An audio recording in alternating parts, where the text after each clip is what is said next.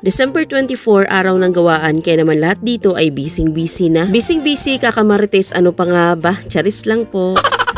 Inaantay nga nila dito, nakatayo na ang baboy para naman masimula na nga ang mga gawain. Maya-maya pa habang kumukuha nga ako dito ng video ay meron silang tinuturo sa akin. Ayun naman pala may padaan nga dining kabayo. Kaya naman pandalas nga ako diyang umiwas at baka mamaya matadyakan pa nga ako.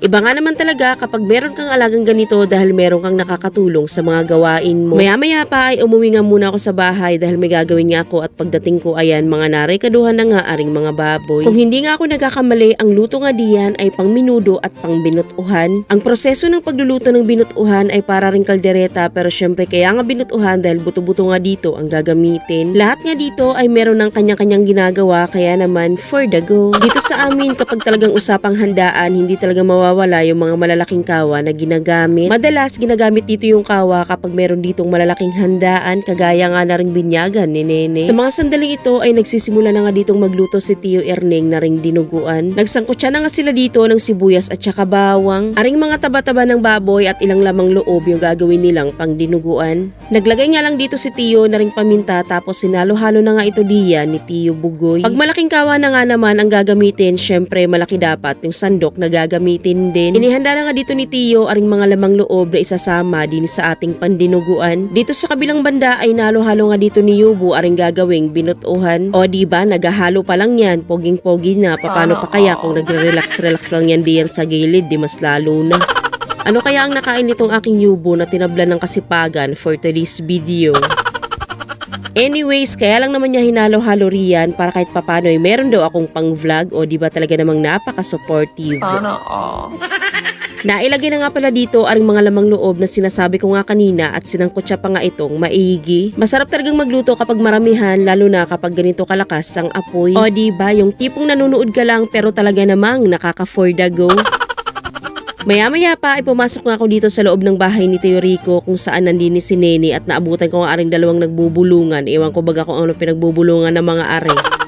Ito na nga pala ang cute na sina Via Maureen. Ang bibinyagan kinabukasan ay talaga namang pagkagigil, pakurot nga. Siya lang naman ang pang-apat na anak ni Ate Shirley or bunso na hindi talaga nagkakasakit at talaga namang bibong-bibo. Yung tipong magkasakit man siya pero saglit na saglit laang tapos okay na agad siya, hindi kagaya ng kanyang kuya ay talaga namang God bless. Maya-maya pa pagkalabas ko nga dini ay nakita ko nga naghahalo na nga si Yubo dini na ring dinug-anin. Grabe, yung tipong nanunood ka lang pero takam ka na at talaga namang napakabango. Maya-maya ay kumuha nga dito si Yubo ng free sample at tikman ko nga daw ito kung malambot na. Free sample?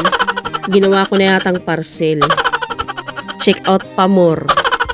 Malapit na nga pala dito maluto aring dinuguan at magtatakip silim na nga rin dito. O, yung mahihilig sa dinuguan dyan, maglaway kayo ngayon. Eto yung mga taong may gusto lang naman dito, yung mga ayaw dito sa dinuguan ay tabi-tabi po.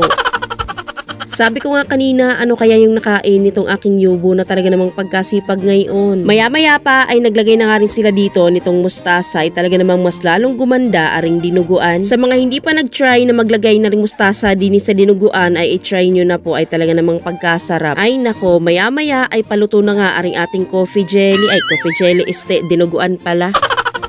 Kumuha na nga rin dito ng kaldero aring aking napakasipag na Yubo at talaga namang pagkapogi.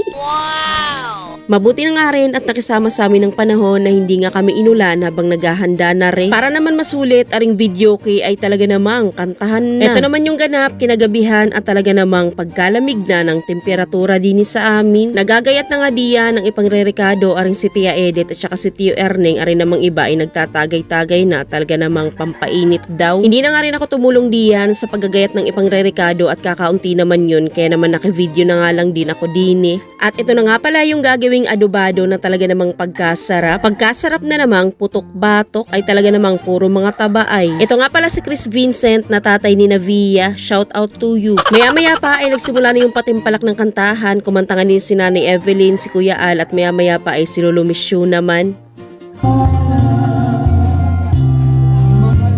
O diba, talaga namang pagkagaling kumanta ni ring aming lolo. Kung gusto nyong marinig yung mahabang version ng singing contest na ari ay pumunta lang kayo din sa aking FB page, Philip's Wife. Natapos na nga din yung mga pagsasangkot siya na ring mga lulutuin kinabukasan, kaya naman isi-set aside na nga nila yan. Kumbaga luto na nga rin yan, pero kinabukasan pa nga nila ilalagay yung mga pangrekado diyan gaya nga ng patatas at saka carrots. Okay technique nga daw yon para kahit papano ay hindi nga daw agad masira ang mga ulam. Maya-maya pa ay humabol sa kantahan aring si Tio Erning. From this moment on ay niluto na nga nila or iperinito na nga nila aring gagamitin bukas na carrots at saka patatas. Sa mga sandaling iyan ay katulong nga dito ni Yubo Siso ay Joshua pala.